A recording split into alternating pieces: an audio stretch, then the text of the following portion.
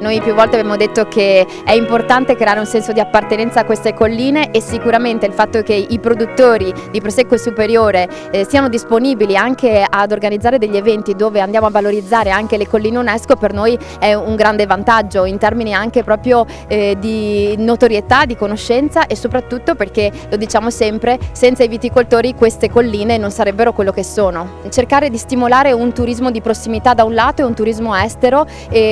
facendo capire che se vengono sulle nostre colline non solo possono apprezzare una natura meravigliosa che è stata anche plasmata dall'uomo, ma possono poi anche assaggiare dei prodotti enogastronomici che sono delle eccellenze non soltanto in Italia ma in tutto il mondo, partendo dal Prosecco Superiore ma non solo. Presidente Zaia, lei è un abitué qua alla vendemmia notturna, quanto importante è far conoscere questa pratica a più persone possibili anche per valorizzare il nostro territorio? Ma guardate, il movimento del turismo del vino dice che le aziende che abbinano il prodotto al territorio, fanno promozione turistica, hanno un aumento mediamente del 15% del fatturato.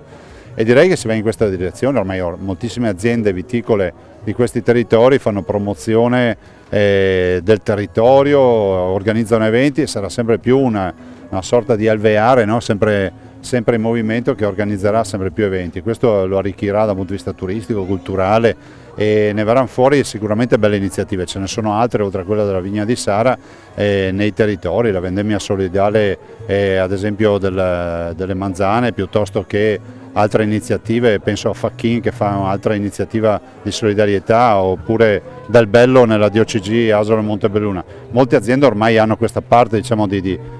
impegno sociale che la esprimono o con interventi sociali oppure con interventi culturali. Beh, sicuramente è un evento importante al quale non posso mancare, per tradizione, per piacere e soprattutto perché ritorno volentieri in questo territorio. È fondamentale perché oltre alla bontà poi del prodotto che riusciranno ad avere, è fondamentale capire l'importanza di stare all'interno di un vigneto, perché tra raccogliere, tra parlare, tra conoscere, soprattutto Sara che si è inventata anche un vero e proprio dibattito per far capire l'importanza che qui c'è tra chi lavora in vigna, chi lavora in cantina, le persone che vivono questo territorio e quindi in questo caso si riesce a parlare di sostenibilità, di un'economia circolare, quindi non più quella lineare, cioè sono tantissimi aspetti che vengono messi tutti quanti insieme e sono duri, difficili da portarli al grande pubblico, quindi ci vuole costanza, perseveranza e quindi farlo ogni anno. Piano piano però vediamo che questi concetti stanno arrivando diciamo a tutti quanti, quindi in realtà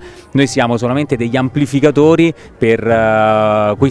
tutti questi, diciamo, atti buoni che dovrebbero fare un po' tutti. La nostra azienda è un'azienda interamente bio con 18 ettari appunto biologici dal 2019,